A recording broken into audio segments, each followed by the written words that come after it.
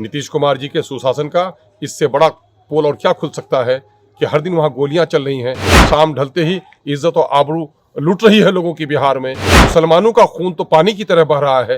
क्या नीतीश की सरकार अब भी सुशासन की सरकार कहलाने वाली सरकार है? लोकसभा चुनाव 2024 में अपनी मौजूदगी दिखाने के लिए हर एक छोटे दल भी बेहद सक्रिय हैं।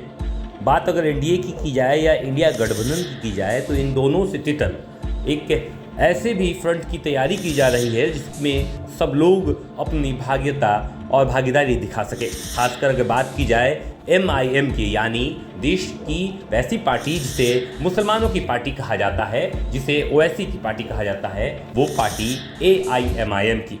लगातार ये भी बात की जाती है कि AIMIM अन्य छोटों दलों के साथ संपर्क में है और वो सीधे बिहार से तीसरे फ्रंट की शुरुआत करने जा रही है। ओवैसी की MIM बिहार में समान विचारधारा वाले दलों की तलाश में है। ऐसे में पार्टी लोकसभा की सभी 40 सीटों पर तैयारी कर रही है। पिछले विधानसभा चुनाव में MIM ने 5 विधानसभा क्षेत्रों में जीत हासिल कर सबको चौंका दिया है।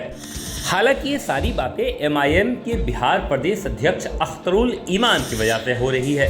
अख्तरुल ईमान यहाँ से विधायक भी हैं और लगातार बिहार सरकार को घेरने का काम भी करते हैं। इससे पहले बिहार सरकार पर आरोप भी लगा चुके मुस्लिमों के साथ और साथ ही साथ दलित समुदाय के लोगों के साथ किस प्रकार सौतेला व्यवहार किया गया है।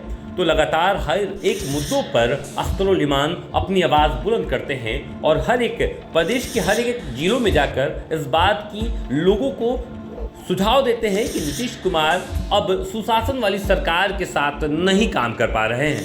बिहार में दिन दहाड़े मर्डर हो जा रहा है, दिन दहाड़े इज्जत आबरू लूट ली जा रही है, कारोबार ठीक से नहीं चल रहा है और ख़ासकर अगर बात मुसलमान की जाए तो बिहार में भी मुसलमानों की हालत हुलिया ख़राब हो गई है।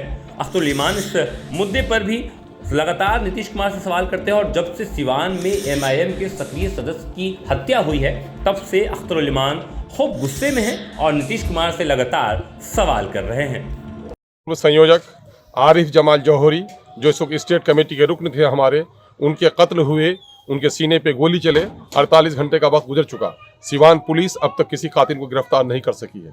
नीतीश कुमार जी के सुशासन का इससे बड़ा पोल और क्या खुल सकता है कि हर दिन वहाँ गोलियां चल रही हैं, शाम ढलते ही इज्जत और आबरू लूट रही है लोगों की बिहार में, और मुसलमानों का खून तो पानी की तरह बह रहा है। क्या नीतीश की सरकार अब भी सुशासन की सरकार कहलाने वाली सरकार है?